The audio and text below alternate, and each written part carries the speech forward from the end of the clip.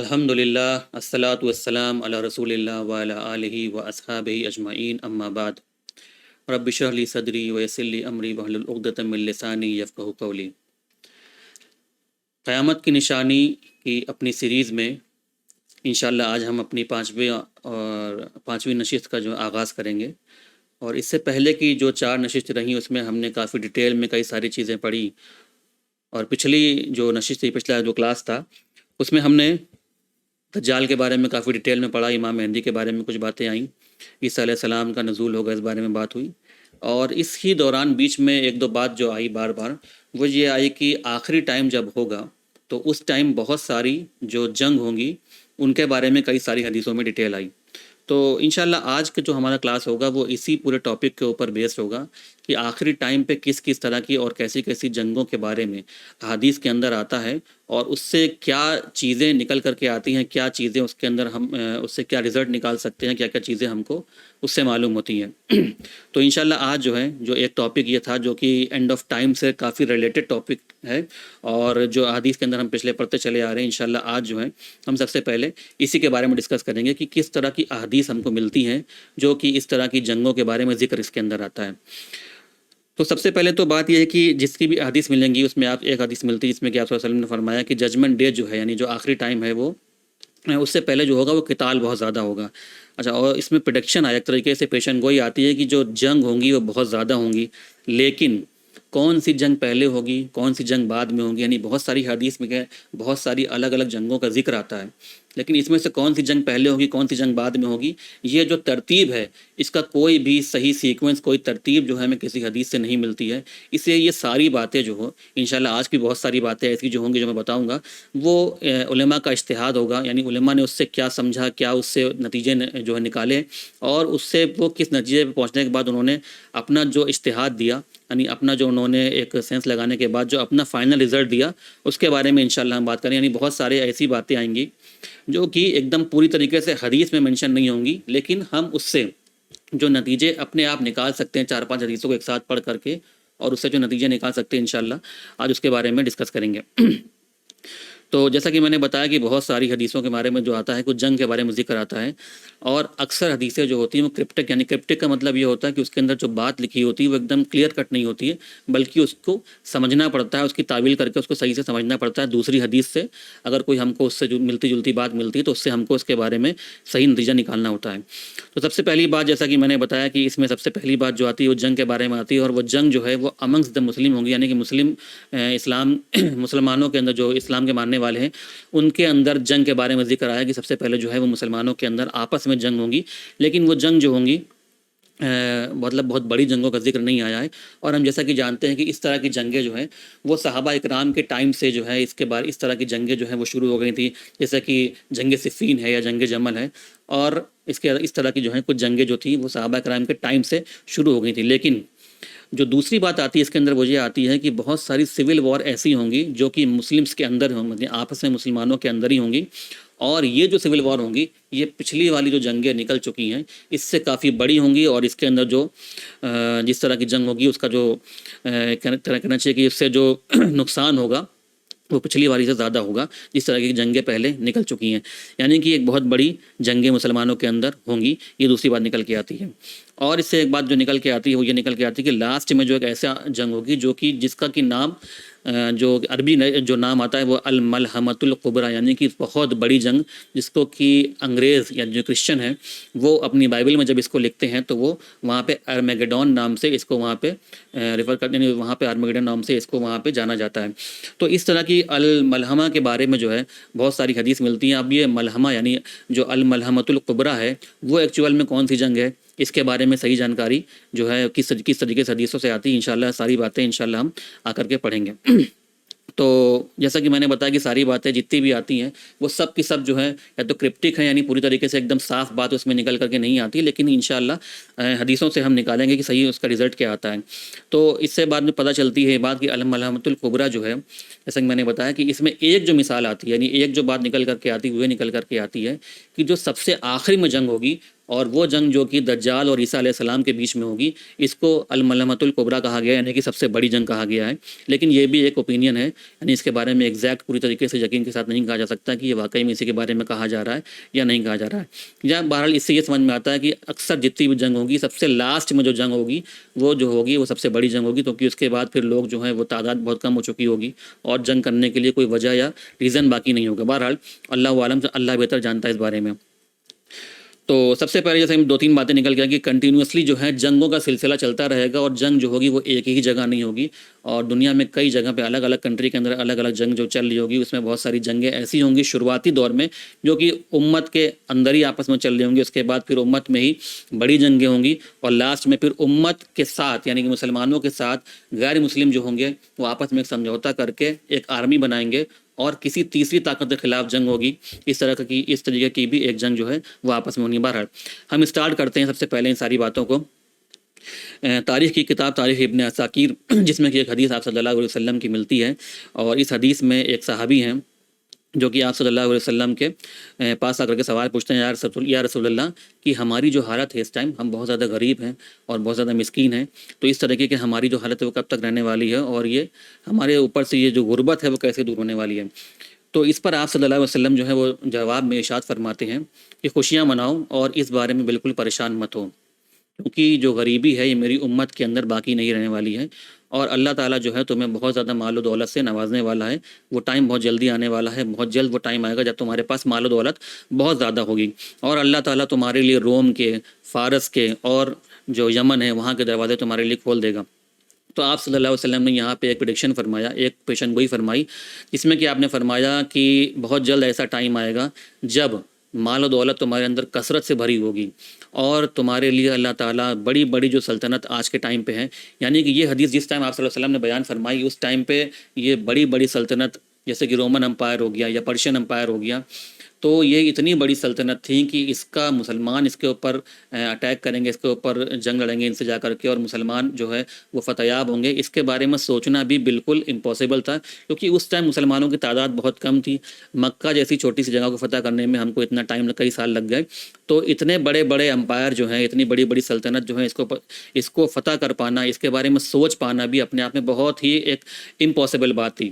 لیکن اس کے باوجود آپ صلی اللہ علیہ وسلم کی پیشن گوئی تھی، اور صحابہ کرام کو اس بات کا یقین تھا، اور آپ صلی اللہ علیہ وسلم کی جو بھی پیشن گوئی تھی، یہ ساری کی ساری پیشن گوئی پوری طریقے سے سچ ثابت ہوئی، یعنی کہ پوری تینوں۔ آپ صلی اللہ علیہ وسلم کی پیشن گوئی تھی پرشیا، وہ بھی فتح ہوگا، وہ فتح ہو گیا، بیزنٹین امپائر وہ بھی جو رومن امپائر تھا وہ بھی فتح ہو گیا، اور جو یمن تھا وہ بھی فتح ہو گیا۔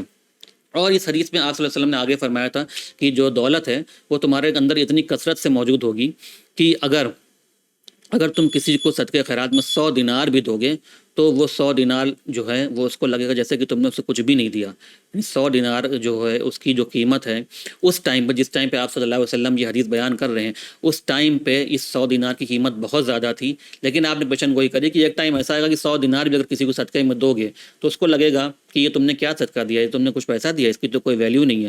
تو آپ صلی اللہ علیہ وسلم نے فرمایا کہ پیشن گوئی میں کہ دولت تمہارے اندر بہت زیادہ کثرت سے آنے والی ہو، جیسا کہ آج کا ٹائم ہم دیکھتے ہیں مسلمانوں کے پاس جو مال و دولت ہے اس کی کوئی کمی نہیں ہے۔ اگر آپ گلف کی طرف نظر اٹھا کے دیکھیں تو بہت ساری ایسی کنٹری ہیں، بہت سارے ایسے ان کے اندر جو رہنے والے لوگ ہیں ان کے پاس مال و دولت اتنا زیادہ ہے کہ ان کو خود اس کے بارے میں بالکل کوئی نالج نہیں کہ میرے پاس کتنا پیسہ ہے۔ بہرحال اسی حدیث میں آپ صلی اللہ علیہ وسلم نے آگے یہ بھی فرمایا کہ ایک ٹائم ایسا آئے گا کہ جب تم 3 آرمی اور 3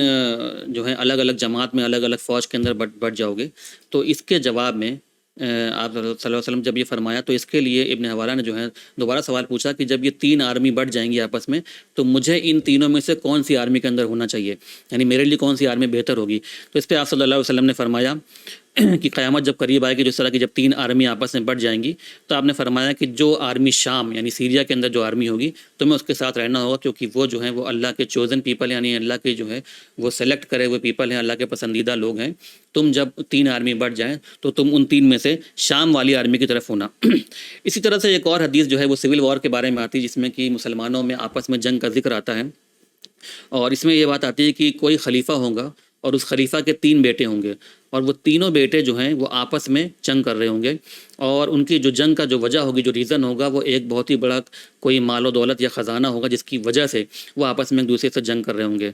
اور کچھ لوگوں نے یہ بات بولی ہے کہ یہ جو مال و دولت کے خزانے کی بات ہو رہی ہے، یہ خزانہ جو ہے وہ مکہ کے اندر ہے، بٹ لیکن بہت سارے نے اس بات سے اختلاف بھی کیا ہے کہ مکہ کے اندر اس طریقے سے کسی خزانے کا ذکر جو ہے نہیں ملتا ہے پاسٹ میں بھی۔ تو یہ کیا ہو سکتا ہے، اس کے بارے میں صحیح جو ہے جانکاری ہے، صحیح جو ہے علم نہیں ہے، لیکن الگ الگ لوگوں نے الگ الگ اجتہاد کیا ہے۔ کچھ نے کہا ہے کہ نیچرل جو ریسورسز ہیں، آئل وغیرہ، یہ سب چیزیں ہو سکتی ہیں۔ بہرحال جو بھی ہو، یہ تین جو لوگ ہوں گے آپس میں جنگ کر رہے ہوں گے، اور ان کے جو فادر ہوں گے، جو ان کے ان کے جو باپ ہوں گے، آبا و اجداد ہوں گے، وہ بہت ہی رائل فیملی سے، بہت ہی بڑے بڑے خاندانوں سے رہنے والے، بہت ہی بڑے بڑے خاندانوں کے لوگ ہوں گے، اور یہ آپس میں ایک بڑے مال کے لیے جو ہے، ایک بڑی دولت کے لیے آپس میں جنگ کر رہے ہوں گے۔ لیکن ان تینوں میں سے کوئی بھی جو ہے وہ فتح یاب نہیں ہوگا، کسی کو بھی فتح نہیں ملے گی، اور جب بھی یہ فیل ہوں، یعنی جب بھی یہ ہار چکے ہوں گے، تبھی ان کے اندر سے، تبھی وہاں پہ کچھ لوگ ایسے ہوں گے جو ہاتھ میں جو ہے وہ کالے رنگ کے جھنڈے لے کر کے نکلیں گے، اور وہ خراسان سے ظاہر ہوں گے، اور اس کے بعد امام مہدی جو ہے وہ آئیں گے۔ تو یہ جو ہوگی ایک طرح کی انٹرنل سول وار ہوگی، یعنی آپس میں کچھ لوگ جنگ کر رہے ہوں گے۔ اس حدیث سے یہ بات پتہ چلتی ہے کہ امام مہدی جو ہے وہ آخری ٹائم پہ، جب قیامت قریب ہوگی، تب امام مہدی کا ظہور ہوگا، اور امت جو ہوگی وہ آپس میں ایک دوسرے سے لڑ رہی ہوگی، جھگڑ رہی ہوگی، اور امام مہدی کے آنے کے بعد امت کے جو لوگ ہوں گے، مسلمان جو ہوں گے، وہ ایک جگہ، ایک بینر کے اندر، ایک جھنڈے کے نیچے آ جائیں گے، اور آپس میں ان کے سارے اختلاف ختم ہو جائیں گے، اور وہ سب ایک دوسرے سے مل کر کے آپس میں ایک دوسرے کا سپورٹ کریں گے، اور دوسرے جو باطل ہوں گے ان کے ساتھ جنگ کریں گے۔ تو کیونکہ امت کو کسی ایک ایسے جو لیڈر ہے اس کی ضرورت بھی ہوگی اینڈ ٹائم کے اوپر، کیونکہ کوئی بھی ایسا لیڈر نہیں ہوگا جس کے اوپر سب کے سب ایک ساتھ جو ہیں وہ جمع ہو سکیں جس کے انڈر میں، تو امت کو ایک لیڈر کی ضرورت ہوگی، اور اس لیڈر کے ظہور کے بعد، یعنی امام مہدی کے آنے کے بعد، امت جو ہوگی وہ پوری طریقے سے ایک جگہ جمع ہو جائے گی۔ تو اس حدیث سے ایک بات بہت صاف نکل کے آتی ہے کہ امت جو ہوگی آخری ٹائم پہ آپس میں لوگ ایک دوسرے سے بہت بری طریقے سے جنگ کر رہے ہوں گے، اور آخری ٹائم پہ ان کو جمع کرنے کے لیے ایک جگہ، ایک ساتھ، ایک بینر کے نیچے لانے کے لیے امام مہدی کا ظہور ہوگا، اور اس کے بعد سارے کے سارے لوگ جو ہیں وہ امام مہدی کے انڈر میں آ کر کے جنگ لڑیں گے۔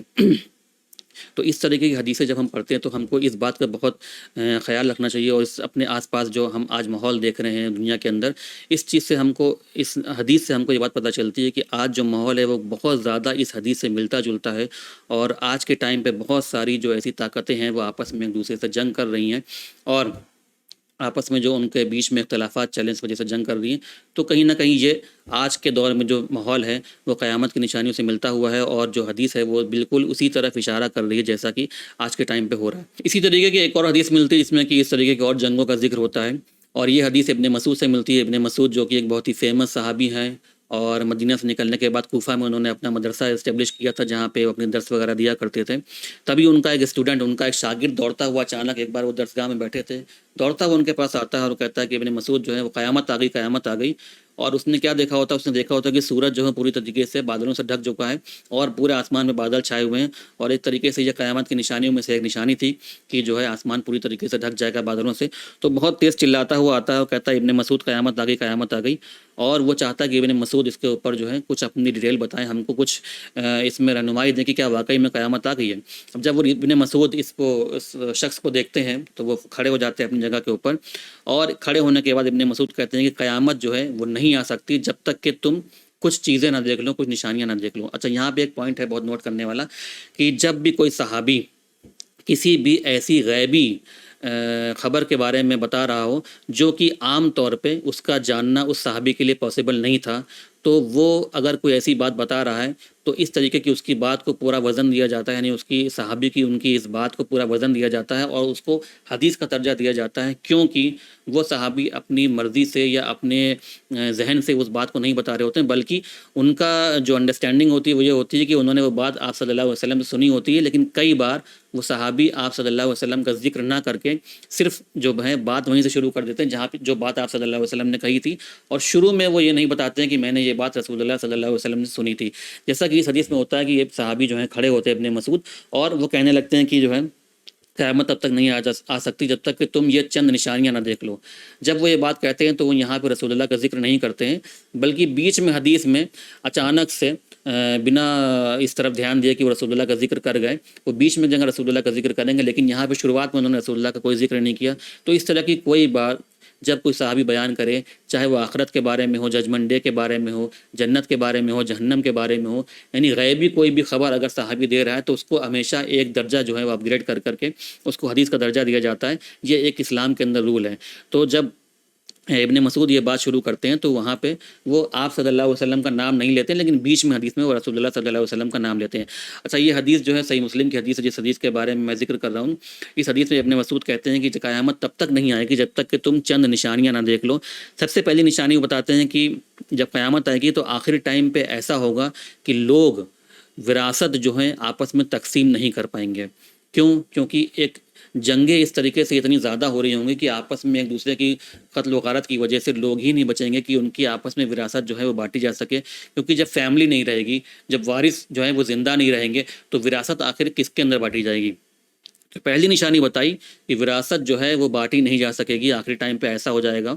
اور دوسری نشانی بتائی کہ جب غنیمہ ہوتا ہے، یعنی کہ جب جنگ ختم ہوتی ہے تو جو مال غنیمت جنگ کے ختم ہونے کے بعد ملتا ہے، تو مال غنیمت جب ملے گا تو جن لوگوں کو وہ مال غنیمت ملے گا، اس مال غنیمت کے ملنے پر وہ لوگ خوش نہیں ہوں گے. کیوں؟ پھر وہی ریزن آتا ہے، کیونکہ جب مال غنیمت ان کو ملے گا تو اکثر ایسے لوگ ہوں گے جن کی پوری فیملی ختم ہو چکی ہوگی، یا ان کے ملنے جلنے والے جتنے بھی لوگ ہیں سب ختم ہو چکے ہوں گے، وہ آخری شخص بچے ہوں گے اپنے پورے خاندان کے. تو اگر آج کے ٹائم پہ بھی ہم دیکھیں گے، اگر کسی شخص کو ملینس آف ڈالر دے دیے جائیں، کروڑوں کو روپے دے دیے جائیں، اور اس کی فیملی بالکل اس کے پاس نہ ہو، سارے لوگ اس کے ختم ہو چکے ہوں یا اس سے دور جا چکے ہوں، تو وہ اتنے سارے پیسوں کا کیا کرے گا؟ اس کی مطلب جو ایکچوئل نیڈ ہوتی ہے وہ انسان کو سب سے پہلے اپنی فیملی کی ہوتی ہے، اس کے بعد وہ چاہتا ہے کہ مال و دولت بھی ملے. لیکن اگر کسی سے یہ دو آپشن دیے جائیں کہ فیملی پوری ہٹا دی جائے گی اور صرف مال و دولت دی جائے گی، تو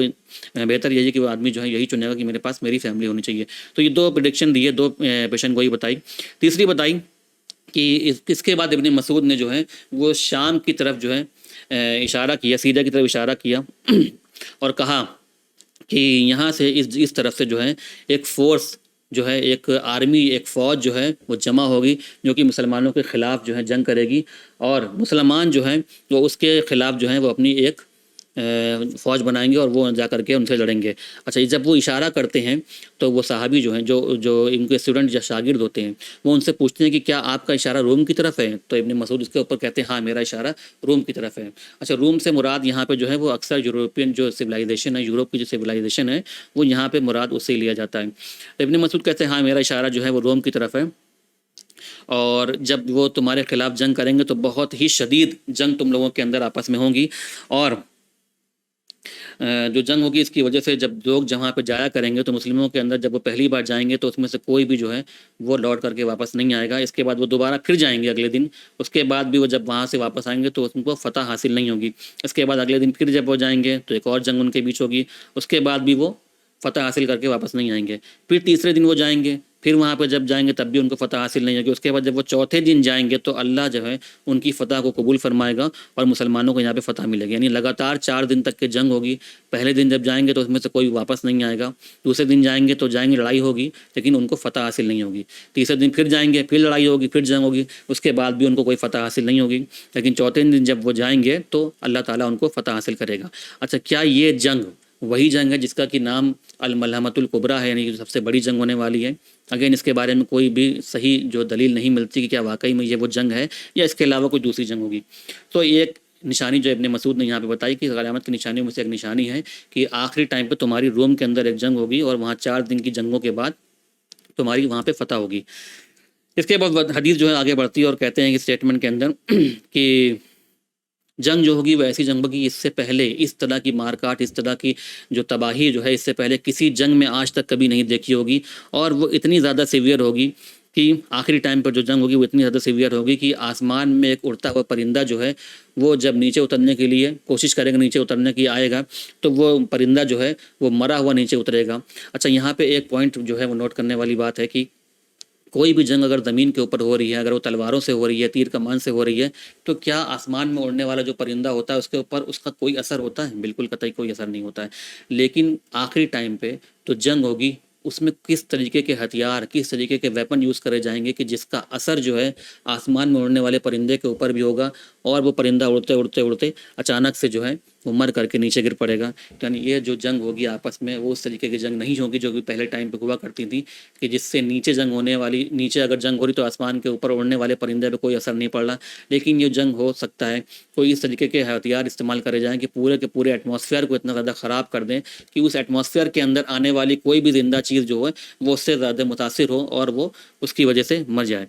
اسی حدیث میں آگے یہ بھی بات آتی ہے کہ جب وہ جنگ ختم ہوگی اور وہ لوگ اپنی فیملی کے لوگوں کو گننا شروع کریں گے تو اگر کسی کے گھر میں 100 لوگ تھے تو اس 100 میں 99 لوگ یعنی 99 لوگ جو ہیں وہ ختم ہو چکے ہوں گے اور صرف ایک شخص جو ہے بچا ہوگا. یعنی کہ اس پوری جنگ میں اگر 100 لوگوں نے شرکت کری کسی ایک گھر کے تو 99% لوگ یعنی 99 لوگ مر چکے ہوں گے سوائے ایک شخص کے جو زندہ بچا ہوگا. کیا اس سے پہلے ابھی کوئی بھی جنگ پوری تاریخ کے اندر ہم نے کبھی کوئی ایسی جنگ دیکھی جس میں کہ 99% لوگ ختم ہو چکے ہوں اور صرف ایک شخص زندہ بچا ہو؟ اسی وجہ سے ابن مسعود نے جو پریڈکشن فرمایا ہے، جو ابن مسعود نے جو بات کہی کہ غنیمت جب بانٹا جائے گا، غنیمت جب مال غنیمت ان کے اندر بانٹا جائے گا تو ان کو کوئی بھی خوشی حاصل نہیں ہوگی، کیونکہ نہ تو ان کے والد بچے ہوں گے، نہ والدہ بچے ہوں گے، نہ ان کی کوئی اولاد بچی ہوگی، نہ بیوی بچے ہوں گے. تو جب کوئی بچا نہیں ہوگا تو اگر مال غنیمت ان کے اندر بانٹا جا رہا تو ان کو آپس میں کوئی خوشی نہیں ہوگی. اس کے بعد حدیث میں آگے آتا ہے کہ جب وہ مال غنیمت جو ہے اس کو بٹور رہے ہوں گے، اس کو جمع کر رہے ہوں گے، تبھی اچانک سے ان کو ایک آواز سنائی دے گی اور آواز جو ہے وہ شیطان کی طرف سے ہوگی اور وہ شیطان جو ہے وہ یہ کہے گا کہ دجال جو ہے وہ آ چکا ہے اور تم لوگ یہاں پہ جنگ لڑ رہے ہو، مال غنیمت کو بٹور رہے ہو، اور جہاں سے تم آئے ہو اپنے بیوی بچوں کو چھوڑ کر یعنی کہ شام کی طرف سے، تو وہاں پہ دجال آ چکا ہے، وہ تمہارے بیوی بچوں کو جو ہے وہ نقصان پہنچا سکتا ہے. تو اس کے بعد وہ سارے لوگ جو ہیں وہ جمع ہوں گے اور واپس فوراً وہ جو کام کر رہے ہیں اس کو چھوڑ کر کے، مال غنیمت کو وہیں چھوڑ کر کے فوراً واپس جو ہے اپنے گھر کی طرف جانے لگیں گے. اور آپ صلی اللہ علیہ وسلم کی دوسری حدیث میں جو ہے اس کے بارے میں ذکر آتا ہے کہ آپ صلی اللہ علیہ وسلم نے فرمایا کہ جب وہ لوگ جب جائیں گے تو ان کے بیچ میں سے جو ہے 10 بہترین گھڑ سوار جو ہوں گے ان کا انتخاب کیا جائے گا اور ان کو بھیجا جائے گا کہ جاؤ دیکھ کر کے آؤ کہ مسئلہ جو ہے وہ کیا ہے. اور آپ صلی اللہ علیہ وسلم نے فرمایا کہ میں ان گھڑ سواروں کے نام جانتا ہوں جو اس طرف جائیں گے اس خبر کے بارے میں پتہ لگانے، یہاں تک کہ میں ان کے باپ دادا کے بھی نام جانتا ہوں اور میں ان گھوڑوں کے رنگ تک کے جانتا ہوں کہ وہ گھوڑے جو ہوں گے وہ کس رنگ کے ہوں گے. یہ حدیث جو ہے ہم کو ایک دوسری حدیث میں یہ ڈیٹیل ملتی ہے کہ جب یہ ٹائم آئے گا تو آخری میں اس طریقے سے ہوگا. بہرحال حدیث یہاں پہ ختم ہوتی ہے. اچھا، اس حدیث میں ایک بات اور آتی ہے کہ کیا آخری ٹائم پہ جو جنگ ہوں گی وہ گھوڑوں کے اوپر ہوں گی، کیا تلواروں سے جنگ ہوگی؟ اور اس کے اوپر بھی اگر ہم دیکھیں کہ جو ٹیکنالوجی ہے آج کے ٹائم پہ جتنی بھی ٹیکنالوجی ہے، اگر کچھ چیزیں ہم اس ٹیکنالوجی سے ہٹا دیں تو کیا وہ چیز جتنی بھی ٹیکنالوجی ہے ویسے ہی کام کریں گی؟ اگر ہم مان لیے بجلی ہٹا دیں، الیکٹریسٹی ہٹا دیں اور پیٹرولیم کے جو جتنے بھی پروڈکٹ ہیں وہ ہٹا دیں اور انٹرنیٹ کو ہٹا دیں، یہ ساری چیزیں اگر 2-3 چیزیں مین جو مین بیک اپ سپورٹ ہیں جس کی وجہ سے ساری چیزیں کام کرتی ہیں، جو مین اس کا سمجھ لیے ایندھن ہے جس کی وجہ سے ساری چیزیں کام کرتی ہیں، اگر وہ چیزیں ہٹ جائیں کسی جنگ کی وجہ سے یا کسی خرابی کی وجہ سے، تو کیا یہ سارے جو بڑے بڑے ہتھیار لوگوں نے بنا رکھے ہیں کیا یہ سب چیزیں اس طریقے سے کام کر پائیں گی؟ اگر پیٹرول نہیں ہوگا تو کیا جتنی بھی ایئر فورسز ہیں اس میں سے کوئی کام کر پائے گا، یا جتنی بھی آرمی ہے کیا ان کی گاڑیاں چل پائیں گی؟ کئی ساری چیزیں ہیں. تو یہ ایک پریڈکشن ہو سکتا ہے کہ آخری ٹائم پہ ایسا ہو کہ ساری ٹیکنالوجی جو ہے وہ ختم ہو جائے اور واپس جو انسان ہے وہ دوبارہ سے جو ہے وہ تلواروں سے جنگ ہو اور گھوڑوں کے اوپر جنگ ہو. اور اس حدیث کا ایک معنی یہ بھی نکالا جا سکتا ہے کہ آپ صلی اللہ علیہ وسلم نے یہاں پہ جو وہیکل یعنی جو سواری جو لوگ استعمال کریں گے آپ صلی اللہ علیہ وسلم نے وہاں پہ اس کا ذکر کیا ہے. اچھا، کیا اس حدیث میں امام مہدی کا ذکر ہوتا ہے؟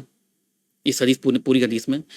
حدیث میں کہیں بھی امام مہدی کا ذکر نہیں ہے. لیکن دوسری حدیث ہے جس کے اندر ہم کو یہ بات ملتی ہے کہ امام مہدی جو ہے اس ٹائم پہ جب یہ ساری بات چل رہی ہوگی، ساری جنگیں چل رہی ہوں گی، اس ٹائم پہ امام مہدی جو ہے وہ وہاں پہ موجود ہوں گے، جس کے بارے میں ہمیں دوسری حدیث سے ملتا ہے. بہت سارے لوگوں نے کہا کہ اب یہ والی جو حدیث ہے، یہ حدیث میں جس جنگ کا ذکر ہوتا ہے، جس جنگ کا ذکر ہو رہا ہے، یہ وہی جنگ ہے جس کا کہ نام آرمیگیڈون ہے. لیکن یہ بات صحیح بھی ہو سکتی ہے اور یہ بات غلط بھی ہو سکتی ہے، کیونکہ اس کے بارے میں بالکل اسپیسیفک کوئی بھی قطعی دلیل نہیں ملتی ہے جو اس بات کو ثابت کرتی ہو کہ یہ وہی جنگ ہے جس کا کہ ذکر آرمیگیڈون کے نام سے کیا جاتا ہے. لیکن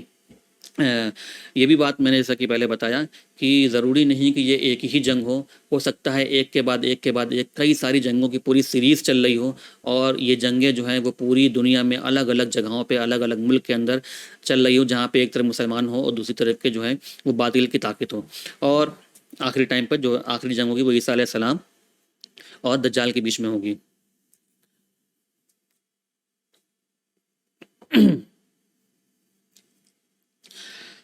ایک اور حدیث ہے جس کو کہ آج کے ٹائم پہ ریسنٹ ٹائم پہ ایک بہت ہی بدنام جو کہ گروپ رہا ہے ISIS کا، جس نے کہ اس حدیث کو استعمال کر کے بہت سارا فتنہ دنیا کے اندر پھیلایا ہے، اور ہم پوری طریقے سے اس فتنے کی جو جڑ ہے ISIS اس کو پوری طریقے سے اس کی مخالفت کرتے ہیں اور بالکل اس کے سپورٹ میں نہیں رہتے ہیں، اور اس کو ہمیشہ جو ہے وہ غلط لوگوں میں ان کا شمار کرتے ہیں، اور پوری طریقے سے حرام کام کرتے ہیں جو بھی انہوں نے ہم کام کیا ہے، اور انشاءاللہ بہت جلد جو ہے اس طریقے کے فتنے کا جو ہے اللہ خاتمہ فرمائے گا۔ بہرحال اس طریقے کے لوگوں نے جو ہے آخری ٹائم پہ حدیث لیا، اور آپ صلی اللہ علیہ وسلم نے پریڈکشن بھی کیا تھا، پیشن وہی بھی کری تھی کہ آخری ٹائم پہ کچھ لوگ اس طریقے سے پیدا ہوں گے جو کہ ان کی جو زبان ہوگی وہ اتنی زیادہ میٹھی ہوگی، یعنی کہ جو وہ زبان سے بات بولیں گے تو وہ سننے میں اتنا زیادہ اچھا لگے گا کہ واہ کیا بات انہوں نے فرمائی ہے، کیا بات بولی ہے، لیکن ان کے جو عمل ہوں گے وہ اتنے زیادہ خراب ہوں گے کہ وہ انسان کے گلے سے نیچے نہیں اتریں گے۔ تو جو اس طرح کے لوگ ہیں ISIS وغیرہ کی جو گروپ ہیں، ان کی جو باتیں ہوتی ہیں وہ بالکل ایسی بات کرتے ہیں کہ ہاں ہم پوری طریقے سے جو ہے اسلام کا حکومت قائم کر دیں گے اور خلافت لے آئیں گے، اور پوری طریقے سے حفاظت ہونی چاہیے، اور پوری طریقے سے سب کو محفوظ ہونا چاہیے، ہر چیز بالکل صحیح ہونی چاہیے، یہ باتیں بالکل صحیح، قرآن کا پوری طریقے سے جو ہے قانون ہے وہ لاگو ہونا چاہیے، یہ باتیں ایسی کریں گے کہ ساری باتیں سننے میں بہت اچھی لگتی ہیں، لیکن اس طرح کی جو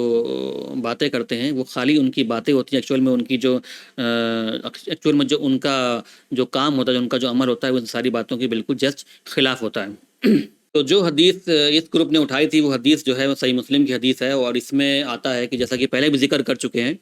کہ آپ صلی اللہ علیہ وسلم نے فرمایا کہ ججمنٹ ڈے تب تک نہیں آئے گا جب تک کہ تم رومیوں سے جنگ نہ کر لو، اور جو جگہ بتائی اس کا نام بتایا آماک اور دابق۔ اچھا، جب یہ دو جگہ کے نام حدیث کے اندر آ گیا تو اسلامک اسٹیٹ کے لوگوں نے کیا کیا کہ جان بوجھ کر کے اس چھوٹی سی جگہ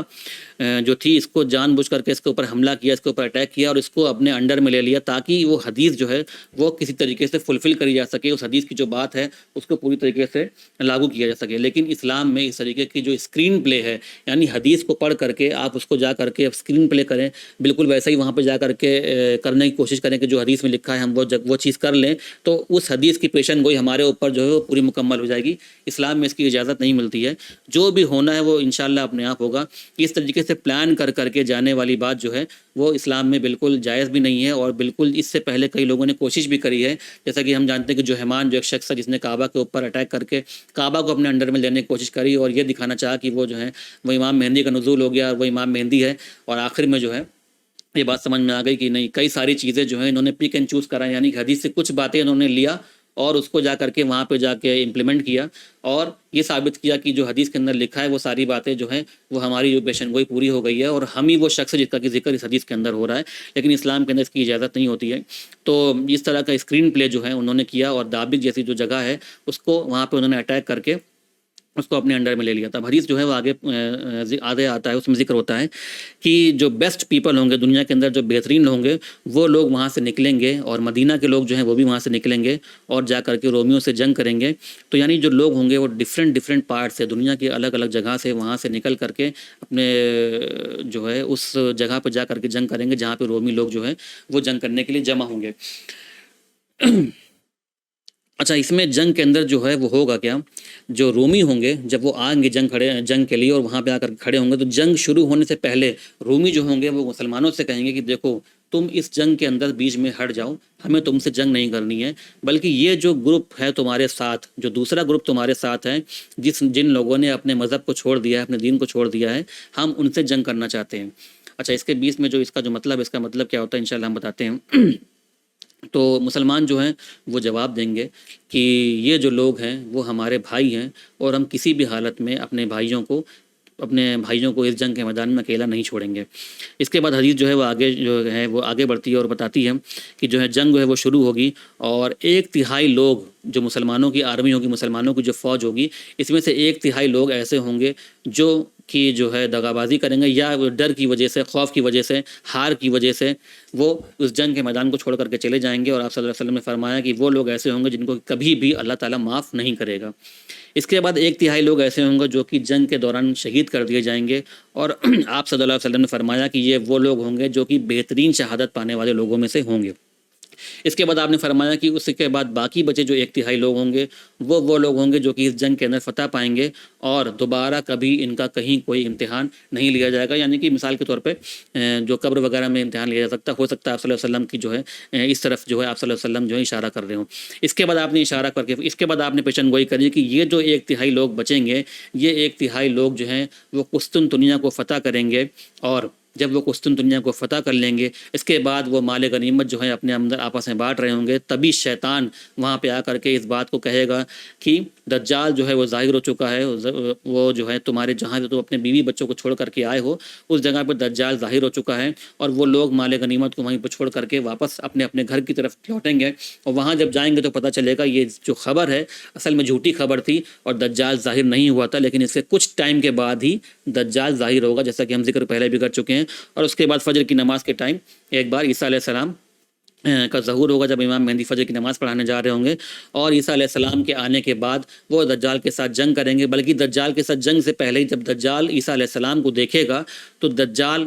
کے بارے میں آپ صلی اللہ علیہ وسلم نے فرمایا کہ دجال جب عیسیٰ علیہ السلام کو دیکھے گا تو وہ اس طریقے سے پگھلنا شروع ہو جائے گا جیسے کہ پانی کے اندر نمک پگھلتا ہے, اور اگر عیسیٰ علیہ السلام اس کو اسی حال میں چھوڑ دیں تو وہ اسی حال میں دھیرے دھیرے ختم ہو جائے گا. لیکن عیسیٰ علیہ السلام اس کا قتل کریں گے اور عیسیٰ علیہ السلام کی تلوار کے اوپر لوگ دجال کا خون دیکھیں گے. اس طریقے سے دجال کا خاتمہ ہوگا. یہ جو حدیث ہم نے پڑھی اس میں بہت ساری باتیں ایسی ہیں جو کہ ایک دم صاف طور پہ نہیں ہیں یا پرانی دوسری جو حدیثیں ہم نے پڑھی ہیں اس سے تھوڑا سا الگ آتی ہیں. جیسا کہ ہم نے اس حدیث میں پڑھا کہ 1/3 لوگ یعنی 1/3 لوگ ایسے ہوں گے جو کہ فتح پائیں گے اور 1/3 لوگ ایسے ہوں گے جو کہ بھاگ جائیں گے اور 1/3 لوگ ایسے ہوں گے جو کہ شہید ہو جائیں گے. جبکہ پچھلی حدیث میں ہم نے پڑھا تھا کہ 99 لوگ 100 میں سے 99 لوگ ایسے ہوں گے جو کہ مر جائیں گے اور باقی جو بچیں گے صرف 1% لوگ بچیں گے جو کہ فتح پانے والے لوگوں میں سے ہوں گے. تو کیا یہ دونوں الگ الگ جگہ کی جنگوں کی بات ہو رہی ہے یا یہ ایک ہی جنگ کی بات ہو رہی ہے؟ تو جیسے کہ پہلے ہی بتایا کہ بہت ساری جنگیں چل رہی ہوں گی, اس لیے یہ کہہ پانا مشکل ہے کہ کیا یہ ایک ہی جنگ کی بات ہے. بلکہ جو حدیث کے جو الفاظ ہیں اس سے ظاہر تو یہی ہوتا ہے کہ یہ 2 الگ الگ جنگوں کا ذکر ہو رہا ہے. ایک جنگ میں 99% لوگ جو ہیں وہ ختم ہو چکے ہوں گے, 1% لوگ بچیں گے, اور ایک جنگ ایسی ہوگی جس میں کہ 1/3 لوگ بچے ہوں گے. اس حدیث میں ایک ذکر اور بھی آتا ہے کہ کانسٹینٹینوپل یعنی قسطنطنیہ کو فتح کیا جائے گا, جبکہ پچھلی حدیث میں اس طرح کے فتح کی کوئی بات نہیں آتی ہے. اور بہت ساری حدیثوں کے بہت ساری جنگوں کے ذکر جو ہے وہ دونوں حدیثوں کے اندر آتا ہے, اور آخری میں دجال کے آنے کا ذکر دونوں کے بارے میں آتا ہے. یعنی دجال جو ہے وہ آئے گا اور اس کے بارے میں جو شیطان چلا کر کے کہے گا دجال آ چکا ہے اور جہاں تمہارے اپنے بیوی بچوں کو تم چھوڑ کر کے آئے ہو اس جگہ پہ وہ آیا ہے اور اب تمہارے بیوی بچوں کو نقصان پہنچائے گا. اس سے بھی ایک بات اور جو اصول نکال کر کے جو علماء نے نکالا ہے کہ ہو سکتا ہے کہ یہ الگ الگ جگہ پہ جنگیں چل رہی ہوں اور الگ الگ جگہ پہ دجال اس طریقے سے آ کر کے لوگوں کو یہ جھوٹی خبر دے گا کہ دجال آ چکا ہے, اور شیطان اس طرح کی خبر دے گا کہ دجال آ چکا ہے, اور یہ لوگ الگ الگ جگہ سے اس ایک جگہ یعنی شام میں جو ہے جا کر کے اکٹھا ہوں گے اور اس کے بعد امام مہدی وہاں پہ آئیں گے اور جو ہے وہاں پہ ان کی رہنمائی کریں گے اور ان کے لیڈر بنیں گے. اس کے بعد ایک اور حدیث ہے جو کہ آپ صلی اللہ علیہ وسلم نے فرمائی ہے, جس حدیث میں کہ آپ صلی اللہ علیہ وسلم فرماتے ہیں کہ اینڈ آف ٹائم جب ہوگا یعنی کہ جب آخری ٹائم آئے گا اس ٹائم پہ مسلمانوں کی جو جگہ ہوگی جس جگہ سے مسلمانوں کو جو فورٹریس جو قلعے ہوں گے وہ ایک جگہ کا نام بتایا اور اس میں آپ نے فرمایا کہ وہ غوطہ ہوں گے جو کہ دمشق جو ہے جو جگہ ہے اس کے پاس ہوں گے اور جو کہ ایک شہر ہے شام کا, سیریا کا. اس حدیث میں 3 جگہ کا ذکر آتا ہے, غوطہ, دمشق اور شام. جس ٹائم آپ صلی اللہ علیہ وسلم نے اس حدیث کا جو پیشن گوئی کری تھی اس ٹائم پہ دمشق, غوطہ اور شام جو ہے یہ پوری جو جگہ ہے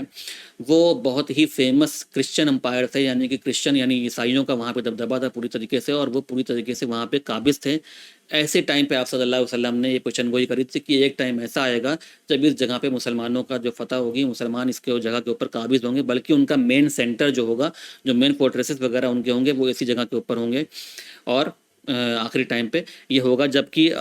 جو مین بڑی جو جنگ ہے الملحمۃ الکبریٰ جس کا کہ نام لیا جاتا ہے اس ٹائم پہ مسلمانوں کی جو مین گڑھ ہوگا وہ غوطہ ہوگا.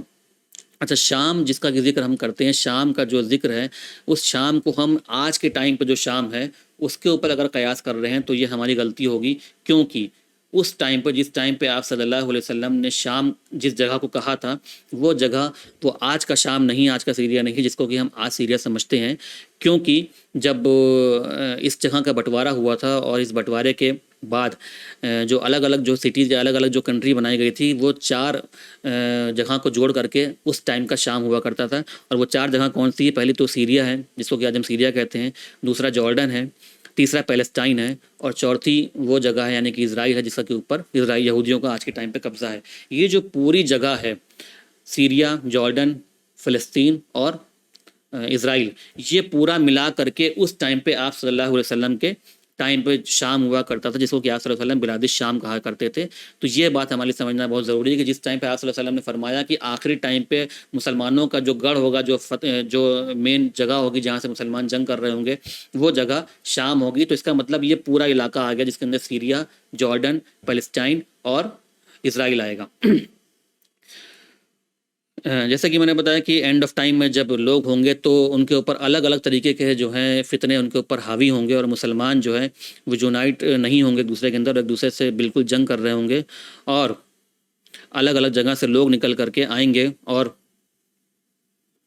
آخری ٹائم پہ جب بڑی دوسری جنگ ہوگی تو مدینہ کے لوگ ہوں گے، اور مدینہ کے لوگ جو ہیں وہ جنگ نکل کر کے آئیں گے جب رومیوں سے جنگ ہوگی، اور وہ وہاں پہ نکل کر کے ان سے فائٹ کریں گے۔ اس حدیث میں جو دوسری بات آتی ہے وہ یہ آتی ہے کہ اس حدیث میں یہ بات بہت زیادہ کلیئر ہے کہ جب یہ جنگ چل رہی ہوں گی اس ٹائم پہ امام مہدی موجود ہوں گے، اور جب امام مہدی موجود ہوں گے تو مسلمانوں کے بیچ میں آپس میں کوئی بھی سول وار، آپس میں کوئی بھی جنگ موجود نہیں ہوگی، کوئی بھی جنگ نہیں چل رہی ہوگی، کیونکہ سارے کے سارے مسلمان جو ہیں وہ ایک لیڈر کے انڈر میں، ایک امام کے انڈر میں اپنے آپ کو جمع کر لیں گے، اور وہ اس کے کہے کے مطابق ہی آپس میں اس کے بعد آگے کام کریں گے۔ تو سول وار کا جو کانسیپٹ ہے آپس میں مسلمانوں کے اندر، امت کے اندر جو جنگ کا کانسیپٹ ہے وہ اس ٹائم تک کے پوری طریقے سے ختم ہو چکا ہوگا۔ اگلی بات جو اس حدیث میں آتی ہے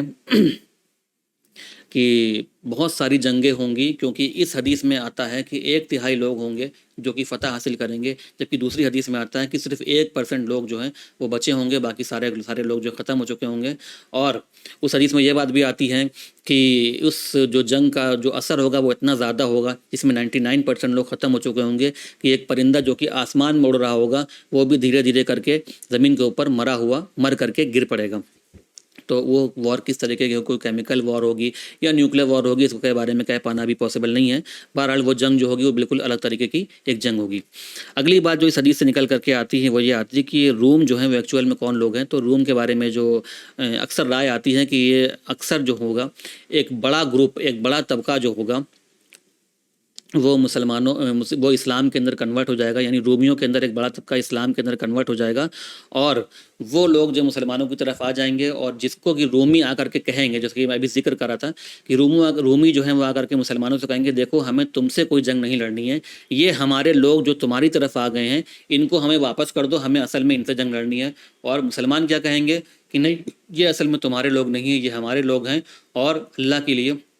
اللہ کی رضا کے لیے، اللہ کی قسم، ہم ان کو بالکل بھی کبھی اکیلا نہیں چھوڑیں گے، اور ہم ان کے ساتھ مل کر کے جنگ کریں گے۔ تو ایکچوئل میں وہ جو لوگ ہوں گے وہ رومیوں کے اینگل سے تو وہ ان کے لیے دغاباز ہوں گے، دھوکے باز ہوں گے، کیونکہ وہ لوگوں جو ہیں اپنا دین چھوڑ کر کے، جو رومی جو ان کا مذہب تھا اس کو چھوڑ کر کے اسلام قبول کر لیا، تو اس لیے وہ کہیں گے یہ جو دھوکے باز لوگ ہیں ان کو ہماری طرف بھیج دو۔ اور ان کا اپنا اینگل جو ہے بالکل صحیح بھی ہے، کیونکہ ان کی نظر میں انہوں نے اپنا دین چھوڑ کر کے مسلمانوں کے ساتھ شامل ہو گئے اور رومیوں کے خلاف کھڑے ہو گئے، تو ان کے لیے اپنا اینگل بالکل صحیح ہے کہ وہ لوگ ان کی نظر میں دھوکے باز ہوں گے۔ تو وہ یہی بات میں آ کر کہیں گے کہ جو ہے مجھے ان لوگوں کو ہمارے حوالے کر دیا جائے۔ اس کے بعد ایک اور حدیث کے طرف ہم آگے چلتے ہیں جو کہ قسطنطنیپل یعنی قسطن دنیا کا جو کانسیپٹ ہے، اس کے بارے میں انشاءاللہ آگے ہم ذکر کریں گے۔ جو دوسری حدیث ہے عبداللہ ابن حوالہ کی، اس میں آ کر کے عبداللہ ابن حوالہ سے جو ہے وہ بات ہوتی ہے آپ صلی اللہ علیہ وسلم سے کہ جب تم دیکھو کہ خلافت جو ہے وہ قائم ہو چکی ہے ارض المقدس میں، ارض المقدس یعنی یروشلم، جب آپ صلی اللہ علیہ وسلم نے فرمایا کہ جب تم دیکھو کہ خلافت ارض المقدس یعنی یروشلم میں قائم ہو چکی ہے، تو یہ جو ٹائم ہے بالکل آخری کا ٹائم ہے، یعنی کہ زلزلے آنا، فتنے آنا اور الگ الگ طرح کی بلاؤں کا آنا، یہ ٹائم جو ہے وہ ٹائم ہے جو کہ اب شروع ہو جائے گا، اور قیامت اس کے بعد جو ہے بہت قریب ہوگی، اور وہ قیامت اتنی قریب ہوگی جتنا کہ میرا ہاتھ تمہارے سر سے ہے۔ یعنی کہ آپ صلی اللہ علیہ وسلم نے فرمایا کہ جب تم دیکھو کہ آخری ٹائم میں یروشلم کے اندر ایک خلافت قائم ہو گئی ہے، اور اس کے بعد فتنوں کا دور شروع ہو گیا ہے، زلزلے آنے شروع ہو گئے ہیں، تو یہ سمجھ لو کہ قیامت بہت قریب آ گئی ہے، جتنا کہ میرا ہاتھ تمہارے سر سے قریب ہے۔ اور آپ صلی اللہ علیہ وسلم نے اپنا ہاتھ اس ٹائم پہ اپنے حوالہ کے سر کے اوپر رکھا ہوا تھا۔ اس حدیث سے یہ بات نکل کے آتی ہے کہ جو آخری ٹائم پہ جو مسلمانوں کا جو خلافت کا جو گڑھ ہوگا، جو ان کا سینٹر پلیس ہوگی، وہ پہلے جو عراق کے اندر عباسیوں نے بنائی تھی اس طرف بھی نہیں ہوگی، نہ کہ اس سے پہلے امیہ نے دمشق میں بنائی تھی اس طرف بھی نہیں ہوگی، بلکہ وہ یروشلم کے اندر ہوگی، اور امام مہدی اس کے جو امام ہوں گے وہ امام مہدی کے انڈر میں پوری خلافت جو ہے وہاں پہ قائم ہوگی۔ اور اس سے بات جو نکل کر کے یہ بھی آتی ہے کہ اس سے ایک بات یہ بھی نکل کر کے آتی ہے کہ کیا امام مہدی کے پہلے کبھی کوئی خلافت قائم ہو سکتی ہے یا نہیں ہو سکتی ہے، یا یہ جو ذکر ہو رہا ہے وہ امام مہدی کی خلافت کے لیے ہی ذکر ہو رہا ہے۔ بہرحال امت کا جو آج کا جو دور ہے، جس ٹائم سے امت گزر رہی ہے، یہ کہہ پانا مشکل ہے کہ کیا امت آج کے دور میں کسی ایک امام کے پیچھے جمع ہو جائے گی، انلیس اینڈ انٹل جب تک کہ امام مہدی نہ آ جائے، یہ کہہ پانا مشکل ہے۔ لیکن ہمیں اس کے لیے کوشش کرتے رہنا چاہیے، اس کے لیے ہمیں ہمیشہ ہر طریقے سے اسٹرگل کرتے رہنا چاہیے۔ لیکن جو زیادہ بات سمجھ میں آتی ہے اور جو زیادہ پریکٹیکل بات لگتی ہے وہ بات یہی لگتی ہے کہ آنے والے ٹائم پہ جو امت ہے وہ پوری کی پوری صرف اور صرف امام مہدی کے انڈر میں ہی، امام مہدی کی جو قیادت ہوگی اس کے انڈر میں ہی جمع ہوگی، اور وہاں پہ ہی جا کر کے سب لوگ مسلمان ایک ساتھ ہوں گے۔ اس سے پہلے مسلمان کسی ایک امام کے انڈر میں ایک ساتھ ایک جگہ جمع ہوں، اس کے چانس جو ہے بہت ہی کم لگتے ہیں۔ بہرحال ایک اور ایشو جو اس حدیث میں آتا ہے، اور اس کو اگر ہم سمجھیں تو وہ ایشو ہے قسطنطنیہ کی فتح۔ اور قسطنطنیہ جیسے کہ ہم جانتے ہیں ایک جگہ کا نام ہے جو کہ کانسٹنٹائن کر کے ایک رومن امپرر تھا، جس نے کہ اپنے نام کے اوپر قسطنطنیہ کا نام رکھا تھا، اور یہ ان کی عادت تھی کہ اپنے نام کے اوپر اپنے شہروں کے نام رکھا کرتے تھے۔ اور قسطنطنیہ جو ہے وہ جب اس رومن امپائر نے اس جگہ کا نام قسطنطنیہ رکھا تھا، کانسٹینٹینوپل انگلش میں بولتے ہیں، تو کئی سو سال تک کانسٹینٹینوپل جو ہے وہ ایک مرکز رہا ہے، اور کئی سو سال تک ایک بہت ہی اچھی سویلائزیشن وہاں پہ رہی ہے، ہزاروں بلکہ کئی 100 سال سے 800 سے لے کر 1000 سال تک کے وہاں پہ ایک بہت ہی اچھی سویلائزیشن رہی ہے، جب تک کہ اس کو مسلمانوں نے فتح نہیں کر لیا۔ 1453 میں جو ترکوں نے اس کو فتح کیا تھا، محمد فاتح سیکنڈ، جب انہوں نے ان کو فتح کیا تھا، اس سے پہلے ایک بہت ہی بہترین سویلائزیشن ان لوگوں کی رہی ہے، جب تک کہ ان کے ہاتھ میں یہ تھا، یعنی کہ جو کرسچن امپائر ہے ان کے ہاتھ میں جب تک یہ تھا تب تک کہ ان کی بہت ہی اچھا بہت ہی بڑا سینٹر رہا ہے، لیکن اس کے بعد پھر یہ مسلمانوں کے ہاتھ میں آ گیا تھا۔ اس کے بارے میں جو کوششیں ہیں قسطنطنیہ فتح کرنے کے بارے میں، کوششیں جو ہیں وہ صحابہ کرام کے ٹائم سے ہی شروع ہو گئی تھی، اور معاویہ رضی اللہ عنہ جو کہ ایک صحابی تھے اور خلیفہ بھی رہے، تو انہوں نے اپنے ٹائم پر اس کے لیے بہت کوشش کری، اور ابو ایوب الانصاری جس کے کہ گھر میں آپ صلی اللہ علیہ وسلم رہے تھے، جو کہ جب آپ صلی اللہ علیہ وسلم مدینہ آئے تھے، تو ابو ایوب الانصاری جو ہیں وہ پہلی بار جب کوشش ہوئی تھی، ابو ایوب الانصاری ان کی جو وفات ہوئی تھی اسی جگہ پہ ہوئی تھی، اور وہیں پہ ان کو دفن بھی کر دیا گیا تھا۔ بہرحال بہت ساری کوششیں مسلمانوں نے کری، اس کے بعد بھی بہت ساری کوشش کری، لیکن اللہ تعالیٰ نے فتح جو ہے وہ سلطان جو تھے محمد الفاتح سیکنڈ ان کے ہاتھ میں رکھی تھی، اور 1453 عیسوی میں فائنلی جو ہے اس کو فتح کیا گیا، اور اس کا نام بدل کر کے استنبول رکھا گیا، اور آج بھی اس کا نام استنبول ہے، استنبول کے نام سے ہم لوگ اس کو آج بھی جانتے ہیں۔ بہرحال یہ جو جگہ ہے اپنے آپ میں ایک بہت ہی الگ جگہ ہے، اور وہاں پہ آج بھی ایسی چیزیں موجود ہیں جو کہ اس ٹائم کا جو ان کی سلطنت تھی، رومن امپائر کی جو سلطنت تھی، رومیوں کی جو سلطنت تھی، انہوں نے اس طریقے سے بڑی بڑی بلڈنگیں اور بڑے بڑے آرکیٹیکچرل بنا رکھے تھے، اور اس میں سے ایک ہایا صوفیہ جو ہے وہ آج بھی موجود ہے، جو کہ آپ صلی اللہ علیہ وسلم کی پیدائش سے بھی کچھ ٹائم پہلے کا بنا ہوا ہے، اور آج بھی بالکل ویسے کا ویسا ہی، قریب 1500 سال گزر جانے کے بعد بھی آج بھی بالکل ویسا ہی وہاں پہ موجود ہے۔ تو کانسٹینٹینوپل جو ہے اس کی اپنی ایک الگ مقام ہے، ایک الگ ٹائپ کا شہر رہا ہے، اور بہت ہی فیمس شہر رہا ہے اپنے ٹائم پر۔ اب ایک ایشو آتا ہے کہ کانسٹینٹینوپل کی جو فتح ہے وہ آخر ایکچوئل میں جو حدیث میں ذکر آتا ہے وہ ایکچوئل میں کب ہوئی تھی، اور ایک دوسرا ذکر آتا ہے جس میں کہ ذکر آتا ہے کہ دجال کے ٹائم پہ ہونا ہے، تو ایکچوئل میں اس کا آپس میں ریلیشن کیا ہے، اس میں سے صحیح کون سی ہے، اور یا ان دونوں کو اگر صحیح مانے تو اس کو ہم کس طریقے سے سمجھ سکتے ہیں۔ دیکھیے ایک حدیث تو ہم کو ملتی ہے جس میں کہ یہ ذکر آتا ہے کہ جو ہے کانسٹینٹینوپل جو ہے قسطنطنیہ جو ہے وہ فتح ہو جائے گا، لیکن اس میں کوئی بھی ٹائم فریم یا کوئی وقت جو ہے آپ صلی اللہ علیہ وسلم نے بالکل خاص طور پہ متعین کر کے نہیں بتایا تھا کہ یہ وہ وقت ہوگا جب قسطنطنیہ فتح ہو جائے گا۔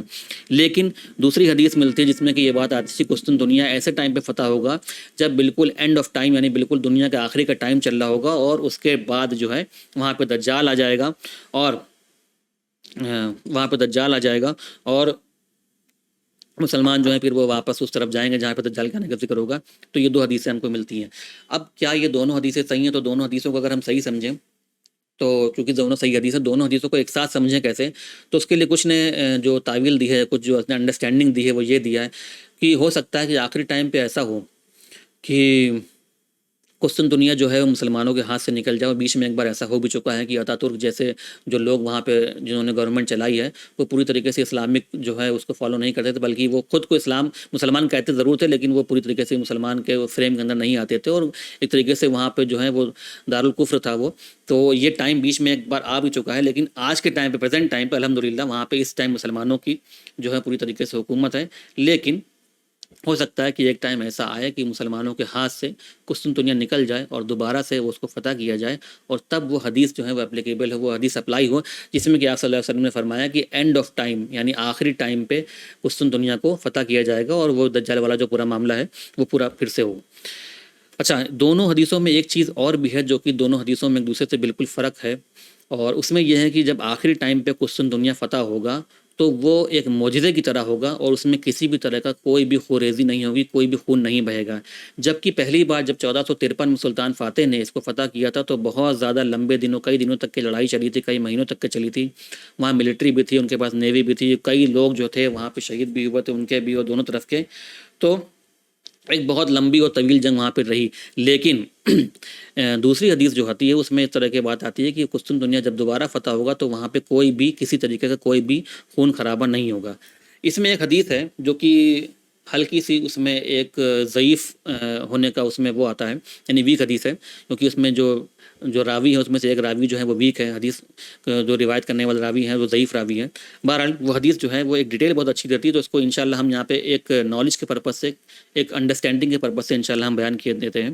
کہ اس میں ایک حدیث میں جو ہے عبداللہ ابن عمرو بن عاص جو ہے وہ فرماتے ہیں قسطنطنیہ جب فتح ہوگا تو وہ 3 بار فتح ہوگا. یعنی قسطنطنیہ کے وہ شہر کی بات کر رہے تھے یا رومن امپائر کی بات کرتے، یہ ایک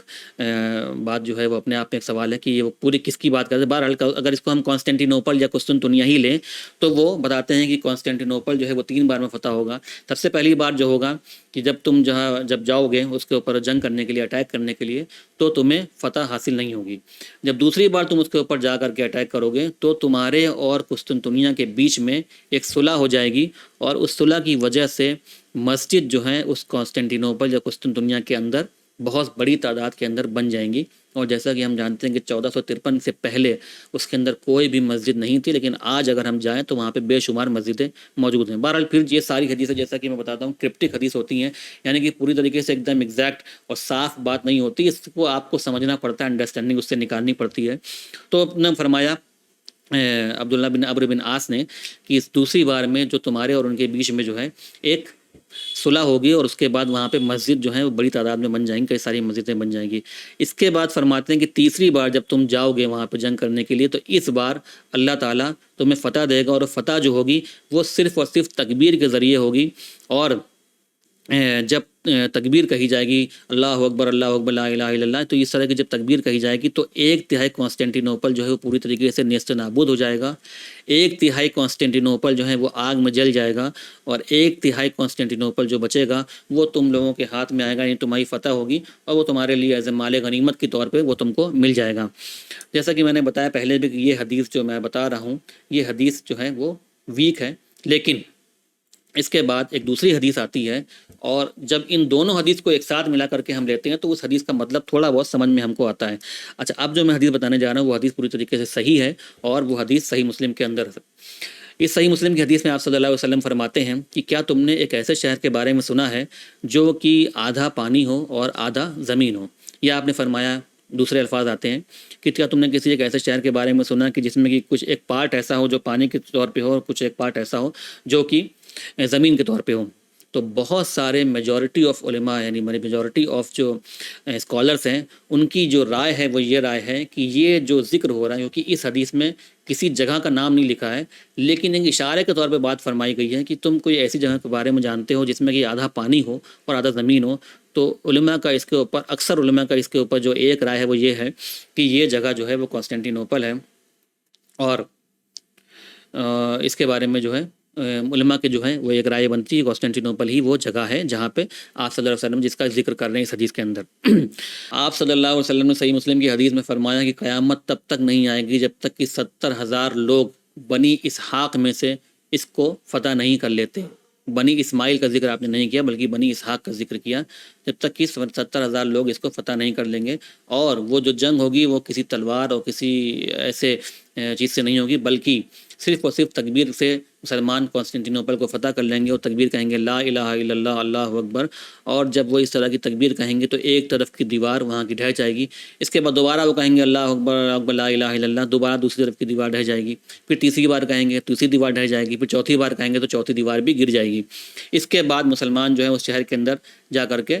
شہر کے اوپر قبضہ کر لیں گے اور وہ مال غنیمت کو بٹورنے لگیں گے، اس کو جمع کریں گے، اور جب وہ مال غنیمت کو بٹور رہے ہوں گے تبھی شیطان آ کر کے ان کے بیچ میں یہ آواز لگائے گا کہ دجال تمہارے بیچ میں ظاہر ہو چکا ہے اور اپنی فیملی کو جا کر کے بچا لو، اور جو پوری بات ہم کر چکے ہیں اس سے پہلے، وہ ساری باتیں حدیث میں آتی ہیں اس کے بعد آگے۔ اس حدیث میں جو ایک ایڈڈ ڈیٹیل پتہ چلی، یعنی ایکسٹرا ڈیٹیل جو ہم کو پتہ چلتی ہے، وہ پتہ چلتی ہے کہ 70,000 بنی اسحاق کے لوگ قسطنطنیپل کو فتح کریں گے۔ اب ان دونوں حدیث کو اگر ہم ایک ساتھ دیتے ہیں تو یہ بات پتہ چلتی ہے کہ امام مہدی کی جو آرمی ہوگی، امام مہدی کی جو فوج ہوگی، وہ الگ الگ جگہ پہ دنیا میں جنگ کر رہی ہوگی، اور اینڈ آف ٹائم پہ ایسا ہوگا کہ جنگیں جو ہیں بہت زیادہ چل رہی ہوں گی، لیکن جب قسطنطنیہ کو فتح کرنا ہوگا آخری ٹائم پہ،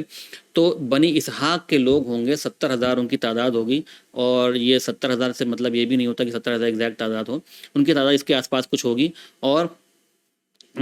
وہ جا کر کے اس کو فتح کریں گے۔ اس کی جو اس کی ترکیب ہوگی، جب وہ وہاں پہنچیں گے اس کو فتح کرنے کے لیے، تو ان کو لگے گا کہ یہ جنگ ہم نہیں لڑ پائیں گے، اور ان کو اپنی کمزوری کا احساس ہوگا، تبھی ان کو اس حدیث کی طرف ان کی رغبت دلائی جائے گی کہ تو آپ صلی اللہ علیہ وسلم نے فرمایا تھا کہ جب تم وہاں جاؤ گے تو اللہ کی جو ہے تکبیر کو بلند کرو گے، اور اس کی وجہ سے جو دیواریں ہیں قسطنطنیپل کی، وہ دیواریں گر جائیں گی، تو وہ وہاں پہ تکبیر کو جو ہے وہ کہنا شروع کریں گے، اور اس کی وجہ سے ساری دیواریں گر جائیں گی، اور مسلمان اس جگہ کو فتح کر لیں گے اور اس کے اوپر قابض ہو جائیں گے۔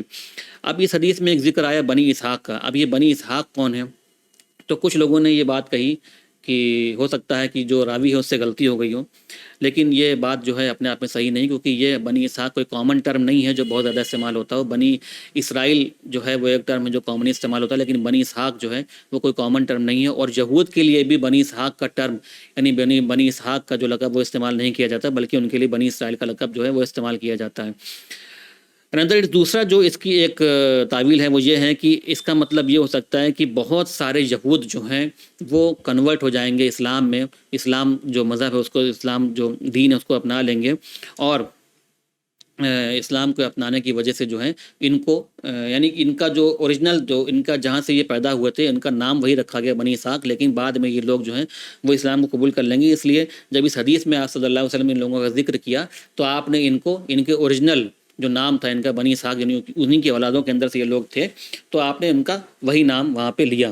اور 70,000 کی تعداد جو اس حدیث میں بتائی گئی ہے، تو جیسا کہ میں نے پہلے بتایا 70,000 کی تعداد اگر کوئی کسی حدیث میں یا کسی بھی جگہ پہ ذکر ہوتا ہے تو اس کا پورا ایگزیکٹ مطلب یہ نہیں ہوتا ہے۔ اس کا مطلب یہ ہوتا ہے کہ جیسے عام طور پہ ہم لوگ آپس میں بات کرتے ہیں، کہتے ہیں کہ میں نے تم سے کئی بار یہ بات کہی، میں نے درجنوں بار تم سے یہ بات کہی یا سینکڑوں بار تم سے یہ بات کہی، تو اس کا مطلب کسی ایک خاص تعداد کو فکس کرنا نہیں ہوتا، بلکہ یہ کہنا ہوتا ہے کہ کئی بار میں نے یہ بات تم سے کہی، اور جو تعداد بتائی جا رہی ہوتی ہے اس کے ارد گرد کی تعداد ہمارا اصل میں مقصد ہوتا ہے کہنا۔ یعنی جب عربک کے ٹرم میں جب یہ بات آتی ہے تو اگر 7 بولا جائے، 70 بولا جائے، 7,000 بولا جائے، 70,000 بولا جائے، تو اس کا مطلب ایگزیکٹ وہ فگر نہیں ہوتا ہے، بلکہ اس کے نیئر اباؤٹ، اس کے آس پاس کا کوئی فگر ہوتا ہے۔ تو یعنی کہ جس حدیث میں جب آتا ہے کہ آپ صلی اللہ علیہ وسلم نے فرمایا کہ 70,000 کی تعداد، تو یعنی ہو سکتا ہے کہ تعداد 1,00,000 کے آس پاس ہو، یا 80,000 کے آس پاس ہو، یا 90,000 کے آس پاس ہو، اور ان کے ہاتھ پہ آپ صلی اللہ علیہ وسلم جو ہے نے فرمایا کہ مسلمانوں کو قسطنطنیپل کی فتح ہوگی، اور یعنی کہ جو بورن مسلم، یعنی کہ جو پیدائشی طور پہ مسلمان ہوں گے، ان کے ہاتھوں سے قسطنطنیپل کی فتح نہیں ہوگی، بلکہ یہ جو پیور بالکل خالص لوگ ہوں گے، جو کہ بالکل نیا اسلام قبول کرا ہوگا اور اسلام کی اچھائیاں دیکھ کر کچھ سمجھ کر انہوں نے اسلام قبول کیا ہوگا، ان لوگوں کے ہاتھ پہ اللہ تعالیٰ جو ہے وہ قسطنطنیپل کی فتح کروائے گا۔ یہ ایک اسٹینڈرڈ انٹرپریٹیشن ہے، یعنی کہ اسٹینڈرڈ اس کی ایک تعویل ہے جو سمجھ ہے، اور دوسرے اسکالر نے اس کو جو ہے الگ طریقے سے اپلائی کرا ہے، اور کچھ لوگوں نے یہ بھی کہا ہے کہ اس حدیث میں جو پانی کی جگہ کا ذکر ہوا ہے کہ کیا تم نے کوئی ایسا جگہ دیکھی جو کہ تھوڑا پانی ہو، آدھا پانی ہو اور آدھا زمین ہو، تو کسی نے کہا کہ یہ جگہ وینس بھی ہو سکتی ہے۔ اچھا، وینس میں بھی جیسا کہ ہم جانتے ہیں کینالس وغیرہ ہیں، تو ایکچوئل میں کیونکہ اس حدیث میں کسی ایک خاص شہر کا نام نہیں لیا گیا ہے، تو ہو سکتا ہے کہ کوئی دوسرا شہر ہو، قسطنطنیپل نہ ہو، کوئی دوسرا شہر بھی ہو سکتا ہے، اس سے انکار نہیں کیا جا سکتا۔ اس بارے میں اللہ جو ہے وہ بہتر جانتا ہے۔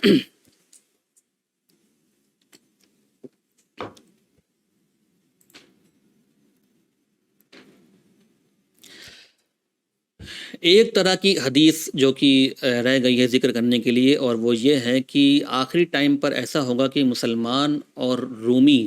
آپس میں ایک دوسرے سے سمجھوتا کریں گے، اور آپس میں سمجھوتا کر کے کسی ایک تیسری طاقت کے خلاف ان کی جنگ ہوگی۔ اور جیسا کہ ہم پہلے پڑھ چکے ہیں، ساری جتنے بھی حدیثیں ہم نے پڑھی ہیں کہ یا تو مسلمانوں میں آپس میں جنگ ہو رہی ہے، یا کہ مسلمانوں کی روموں کے خلاف جنگ ہو رہی ہے، لیکن یہ حدیث جو ہے وہ اس بات کا ذکر کرتی ہے کہ آخری ٹائم پہ ایسا ہوگا کہ مسلمان اور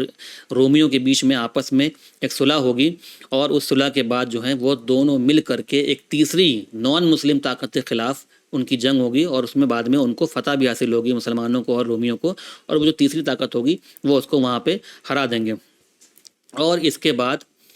جو الائنس ہوگا، وہ الائنس یعنی جو سمجھوتا ہوگا ان کا آپس میں سمجھوتا جو ہے وہ ٹوٹ جائے گا، اور ہو سکتا ہے اس کے پیچھے جو وجہ ہو وہ وجہ یہ ہو کہ بہت بڑی تعداد رومیوں کی جو ہے وہ مسلمان میں اسلام کے اندر جو ہے وہ آ جائیں گے اور مسلمان بن جائیں گے اور اسلام کو قبول کر لیں گے۔ یہ حدیث ابو داؤد میں ہے، جس میں کہ عوف ابن مالک ایک صحابی ہیں، وہ رسول اللہ صلی اللہ علیہ وسلم سے حدیث جو ہے روایت کرتے ہیں اور بتاتے ہیں کہ تبوک کی جنگ کے دوران آپ صلی اللہ علیہ وسلم اپنے جو ٹینٹ تھا اس کے اندر جو ہے آرام فرما رہے تھے، اور میں نے ان سے ملنے کی اجازت فرمائی، اور انہوں نے مجھے اجازت دی، اور میں آپ صلی اللہ علیہ وسلم کے قریب گیا، اور جیسے ہی میں ان کے پاس جا کر کے بیٹھا تو آپ صلی اللہ علیہ وسلم نے فرمایا، اے عوف، 6 چیزوں گنو جس سے پہلے کہ قیامت آ جائے، یعنی قیامت کے آنے سے پہلے 6 چیزیں گن لینا، اس کے بعد ہی قیامت آئے گی۔ سب سے پہلے آپ صلی اللہ علیہ وسلم نے فرمایا کہ میری موت۔ اب جیسے ہی آپ صلی اللہ علیہ وسلم نے یہ بات فرمایا کہ میری موت، تو عوف بن مالک جو ہے فرماتے ہیں کہ میں یہ سن کر پوری طریقے سے چونک گیا اور بالکل اپنا ہوش و حواس کھو بیٹھا کہ آپ صلی اللہ علیہ وسلم نے اپنی موت کا ذکر کرا، کیونکہ صحابہ اکرام جس دور میں تھے اور آپ صلی اللہ علیہ وسلم سے اتنی زیادہ محبت تھی اور اتنے وقت آپ صلی اللہ علیہ وسلم کے ساتھ صحابہ اکرام گزارتے تھے کہ صحابہ اکرام آپ صلی اللہ علیہ وسلم کے بنا زندگی کا تصور بھی نہیں کر سکتے تھے۔ وہ بالکل اس بات کو امیجن بھی نہیں کر پاتے تھے کہ آپ صلی اللہ علیہ وسلم کے بنا دنیا کس طریقے کی ہوگی۔ جیسا کہ ہم جانتے بھی ہیں کہ جب آپ صلی اللہ علیہ وسلم کی ایکچوئل میں وفات ہوتی ہے تو اس ٹائم پہ جو کئی سارے صحابی ہیں، یعنی کہ حضرت عمر جیسے بڑے صحابی اور بہت زیادہ جن کو کہ فاروق کا لقب دیا گیا ہے، صحیح و غلط میں بالکل فرق سمجھنے والے، وہ تک کہ اپنا آپا کھو دیتے ہیں اور کہتے ہیں کہ اگر کوئی یہ کہے گا کہ رسول اللہ صلی اللہ علیہ وسلم کی وفات ہو گئی تو میں اس کا سر قلم کر دوں گا، اور بعد میں حضرت ابوبکر صدیق جو ہیں وہ حضرت عمر کو سمجھاتے ہیں، اور مدینہ جو ہے آپ صلی اللہ علیہ وسلم کی وفات کے بعد پوری طریقے سے ایک دم غم کے اندر پوری طریقے سے ڈوب جاتا ہے، جس سے پہلے کہ کبھی بھی اس طریقے سے مدینہ غم کے اندر نہیں ڈوبا۔ تو یہ صحابہ اکرام کی محبت تھی کہ وہ آپ صلی اللہ علیہ وسلم کی وفات کے بارے میں بالکل بھی سوچ نہیں سکتے تھے۔ تو جیسے ہی آپ صلی اللہ علیہ وسلم نے فرمایا کہ میری موت جو ہے وہ سب سے پہلی نشانی ہے، تو عوف جو تھے وہ ایک دم سے شاکڈ ہو جاتے ہیں، ان کو جھٹکا لگتا ہے، اور اس سے پہلے کہ وہ جھٹکے سے باہر نکلتے آپ صلی اللہ علیہ وسلم نے دوسری نشانی فرمائی، دوسری نشانی جو ہے بتائی، آپ نے فرمایا کہ نمبر 2 نشانی جو ہے وہ ہے کانکویسٹ آف بیت المقدس، یعنی کہ بیت المقدس کی فتح جو ہے وہ دوسری نشانی ہوگی۔ یعنی آپ صلی اللہ علیہ وسلم کی وفات کے بعد آپ کی پیشن گوئی اس طریقے سے حرف جو ہے اس طریقے سے پوری ہوئی حرف بحرف کہ جیسے ہی آپ نے فرمایا کہ کانکویسٹ آف بیت المقدس، یعنی کہ بیت المقدس کی فتح جو ہے وہ دوسری نشانی ہوگی، اور آپ کی وفات کے 1 سے 1.5 سال کے اندر ہی جو ہے ابوبکر صدیق کی خلافت کے اندر یروشلم جو ہے بیت المقدس جو ہے وہ فتح ہو جاتا ہے، اور حضرت عمر جب پہلی بار جب خلیفہ بنتے ہیں تو ان کے جب پہلے دن جب ہوتا ہے اسی دن ان کو جو ہے وہاں کا چارج وغیرہ ملتا ہے۔ تو بہت ہی جلدی جیسے ہی آپ صلی اللہ علیہ وسلم نے بھی اس کی پیشن گوئی فرمائی تو بہت ہی جلدی بہت کم ٹائم کے اندر یہ فتح ہو جاتا ہے، اور جس ٹائم آپ صلی اللہ علیہ وسلم نے یہ پیشن گوئی فرمائی تھی اس ٹائم اس بات کو امیجن کر پانا بہت ہی مشکل تھا کہ کیا واقعی میں کبھی ایک ٹائم ایسا آ سکتا ہے کہ مسلمان بیت المقدس کو فتح کر لیں گے۔ بہرحال آپ صلی اللہ علیہ وسلم کی جتنی بھی پیشن گوئی اس طریقے کی رہی ہیں، آپ صلی اللہ علیہ وسلم کی ساری پیشن گوئی جو فتح سے متعلق رہیں، چاہے وہ پرشیا کی فتح ہو، چاہے وہ رومنس کی فتح ہو، چاہے وہ یمن کی فتح ہو، ساری پیشن گوئی آپ صلی اللہ علیہ وسلم کی پوری ورڈ بائی ورڈ جو ہیں بالکل صحیح ثابت ہوئی۔ اس کے بعد آپ صلی اللہ علیہ وسلم نے اگلی پیشن گوئی تیسرے نمبر کی بتائی کہ تمہارے اندر ایک ایسی وبا پھیلے گی جس سے کہ تمہارے جو اولادیں ہوں گی اور تمہاری جو پراپرٹی، تمہاری جو ویلتھ ہوگی پوری طریقے سے تباہ ہو جائے گی۔ اور کئی لوگوں نے اس کا جو انڈرسٹینڈنگ نکالی کہ جو 18ویں صدی ہجرہ میں، یعنی ہجرت کے 18ویں سال ہجرت کے یعنی جب حضرت عمر کی خلافت تھی اس ٹائم پہ جو طاعون کی بیماری پھیلی تھی، جو پلیگ کی بیماری پھیلی تھی، جس میں کہ کئی لوگوں کی وفات ہو گئی تھی، اس کا ذکر اس حدیث میں ہوا ہے کہ تمہارے بیچ میں ایک ایسی بیماری پھیلے گی جس سے کہ تمہارے بچے پوری طریقے سے جو ہے ہلاک ہو جائیں گے، اور تمہاری پراپرٹی جتنی ہوگی یہ بھی پوری طریقے سے ہلاک ہو جائے گی۔ نمبر 4، آپ صلی اللہ علیہ وسلم نے فرمایا کہ تمہارے بیچ جو دولت ہوگی وہ اتنی زیادہ ہوگی کہ آخری ٹائم پہ اگر تم کسی کو 100 دینار بھی صدقے کے لیے دو گے تو اس کا اس میں بھلا نہیں ہوگا، اس کو وہ لگے گا کہ جیسے تم نے اس کو کچھ بھی نہیں دیا۔ اور جس ٹائم آپ صلی اللہ علیہ وسلم نے یہ بات کہی اس ٹائم پہ ایک ایک دینار صحابہ کرام کے لیے بہت زیادہ قیمتی ہوتا تھا، بہت زیادہ اس کی ویلیو ہوتی تھی۔ تو اگر 100 دینار کسی کو دیا جائے تو وہ اس کی تو لاٹری لگ گئی، بالکل ایسا ہو جاتا تھا۔ لیکن آپ نے فرمایا کہ آخری ٹائم پہ ایسا ہوگا کہ اگر کسی کو 100 دینار دیے جائیں گے تو وہ 100 دینار دیکھ کر کے اس کو لگے گا یہ بس چھوٹی سی چیز مجھے دے دی، اس کی کوئی ویلیو نہیں ہے۔ نمبر 5، آپ صلی اللہ علیہ وسلم نے فرمایا کہ تمہارے بیچ میں ایک ایسا فتنہ ہوگا جس میں کہ تمہارے کوئی بھی ایسا گھر نہیں ہوگا، کوئی بھی ایسا خاندان نہیں ہوگا جو کہ اس فتنے سے اپنے آپ کو بچا پائے۔ اور اس کی جو صحابہ، اس کی جو علماء کرام نے اس کی انڈرسٹینڈنگ لی ہے وہ یہ لی ہے کہ یہ جو فتنہ ہے وہ صحابہ کرام کے بیچ میں آپس میں جب مس انڈرسٹینڈنگ ہوئی تھی اور جو جنگیں ہوئیں، جنگ صفین اور جنگ جمل، اس کی وجہ سے بہت سارے ایسے مطلب لگ بھگ سارے ہی، چند کو چھوڑ کر کے سارے جو مسلمانوں کے گھر تھے، ان کا کچھ نہ کچھ اس کے جنگ کی وجہ سے ان کے اوپر پوری طریقے سے کوئی نہ کوئی اثر ضرور پڑا ہے۔ تو صحابہ کرام کے بیچ میں جو جنگیں ہوئی تھیں اس کا ذکر جو ہے علماء نے لیا ہے کہ اس یہاں سے مراد جو ہے وہ ان جنگوں کے بارے میں ہو رہی ہے۔ نمبر 6، آپ صلی اللہ علیہ وسلم نے فرمایا کہ تمہارے اور رومیوں کے بیچ میں ایک صلح ہوگی اور آخری ٹائم پہ وہ تم کو دھوکہ دے دیں گے، اور اس کے بعد 80 جھنڈوں کے نیچے وہ تم سے آ کر کے جنگ لڑیں گے، اور ہر جھنڈے کے نیچے 12,000 کی آرمی ہوگی، یعنی لگ بھگ 10 لاکھ کے آس پاس کی آرمی ایسی ہوگی جو کہ آخری میں آ کر کے تم سے جنگ لڑے گی۔ ایک اور حدیث جو اس مسئلے کے اوپر تھوڑی اور روشنی ڈالتی ہے وہ یہ کہتی ہے کہ ایک تمہارے اور رومیوں کے بیچ میں ایک سمجھوتا ہوگا، اور تم ایک تیسری طاقت سے تمہاری جنگ ہوگی، اور اس طاقت سے تمہاری جنگ جب ہوگی تو تمہیں فتح حاصل ہوگی، اور جب وہ تمہاری فتح تمہارے اندر حاصل ہو جائے گی تو رومیوں کے اندر جو ان کی فوج ہوگی ان کے اندر سے کوئی ایک شخص اٹھے گا،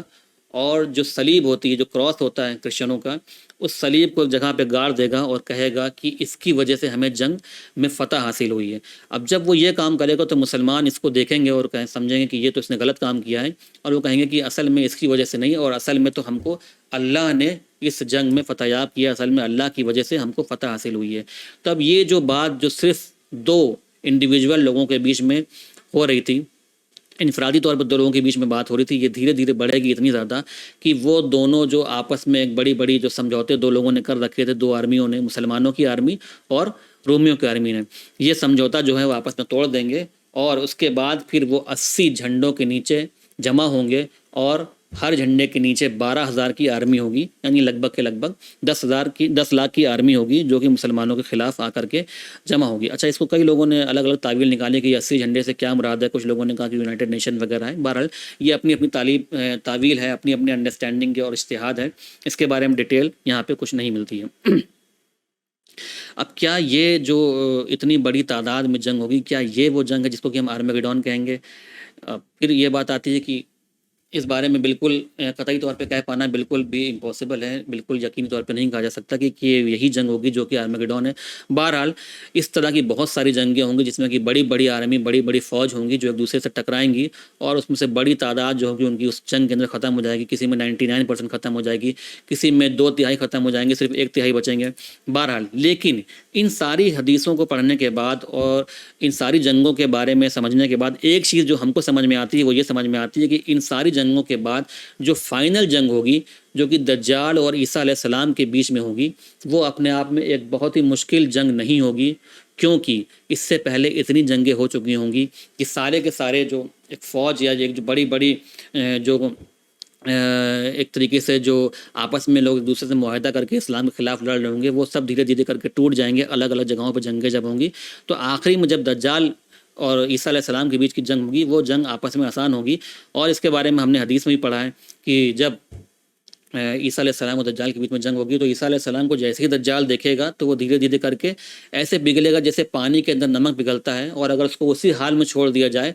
عیسیٰ علیہ السلام اس کو اسی حال میں چھوڑ دیں تو وہ دھیرے دھیرے اپنے آپ ہی مر جائے، لیکن عیسیٰ علیہ السلام جو ہے اس کو قتل کریں گے، اس کی تلوار پہ جو ہے آپ صلی اللہ علیہ وسلم عیسیٰ علیہ السلام کی تلوار پہ دجال کا خون جو ہے وہ لوگ دیکھیں گے، اور اس کے مرنے کے بعد جو اس کے فالوور ہوں گے وہ ادھر ادھر بھاگنا شروع ہو جائیں گے، کیونکہ مین جو ان کا آقا تھا وہی مر گیا، تو جو اس کے فالوور ہوں گے، جیسا کہ بارے میں ذکر آتا ہے کہ 70,000 یہود میں سے جو ہوں گے اس کے فالوور ہوں گے، اور میجورٹی جو ہوگی وہ ان کی عورتوں کی ہوگی، تو یہ لوگ جو بھاگنا شروع کر دیں گے، پھر حدیث میں آتا ہے کہ جو اللہ کی مخلوق ہوگی، جو پتھر ہوں گے یا پیڑ ہوں گے، یہ آ کر کے اشارہ کریں گے، یہ جو شخص جس کو تم ڈھونڈ رہے ہو وہ ہمارے پیچھے جو ہمارے پیچھے جو ہے وہ چھپا ہوا ہے۔ بہرحال جو سمجھ میں آیا کہ جو الملحمہ ہے،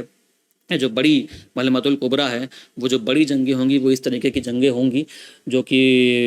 بڑی بڑی تعداد میں ہوں گی، بڑے بڑے لوگ، بڑی بڑی فوجیں اس کے اندر ہوں گی، اور بہت ہی زیادہ تباہی ہوگی۔ لاسٹ میں جو جنگ دجال اور عیسیٰ علیہ السلام کے بیچ میں ہوگی، یہ جنگ اللہ کی طرف سے ایک تحفے کے طور پہ ہوگی، اس میں کہ بہت زیادہ مشقت کا سامنا نہیں کرنا پڑے گا، اور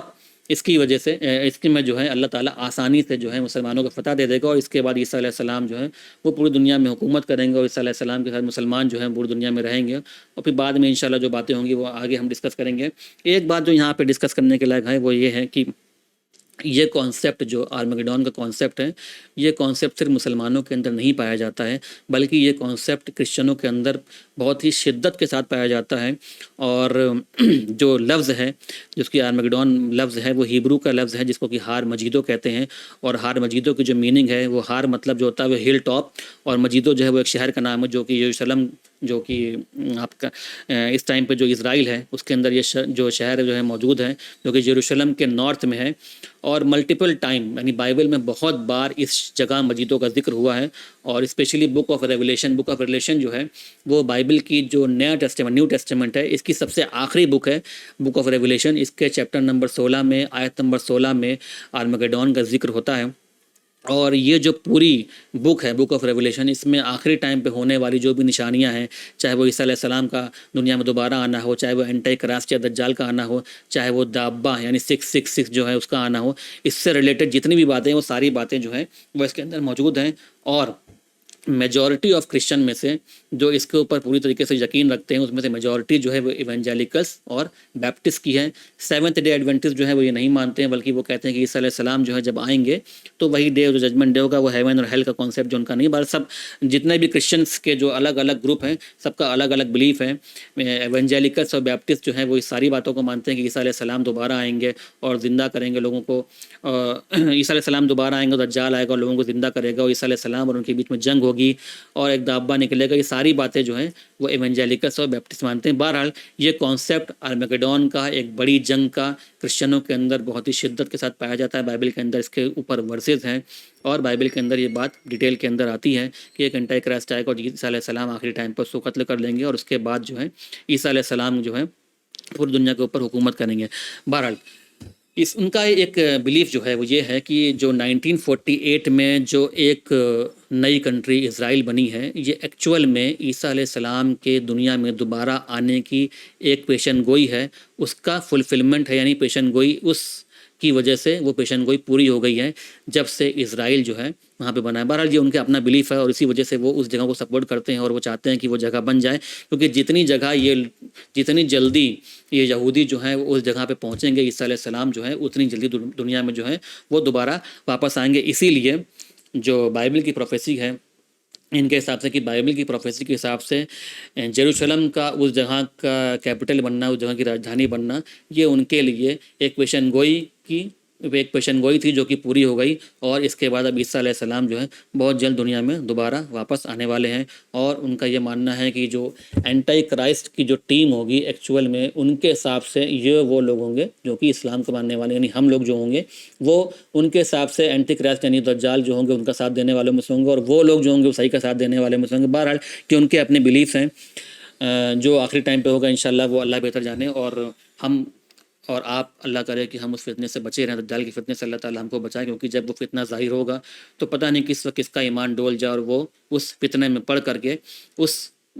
دجال کے فتنے میں پڑھ کر کے دجال کا ساتھ دینے چلا جائے۔ بہرحال اللہ تعالیٰ سے دعا ہے کہ اللہ تعالیٰ اس طریقے کے فتنے سے ہم کو بچائے، اور انشاءاللہ اسی کے ساتھ آپ کی جو ہماری کلاس ہے آج کی ہم پوری ختم کرتے ہیں، اور آگے والی کلاس میں انشاءاللہ اس کے بعد جو عیسیٰ علیہ السلام سے متعلق چند باتیں ہیں وہ انشاءاللہ ہم ڈسکس کریں گے. اور اس کے علاوہ جو یاجوج ماجوج کا ایک بہت ہی بڑا اور بہت ہی مین کانسیپٹ ہے یاجوج اور ماجوج کا، وہ بھی انشاءاللہ آگے کی کلاس میں ڈسکس کیا جائے گا. السلام علیکم ورحمۃ اللہ وبرکاتہ.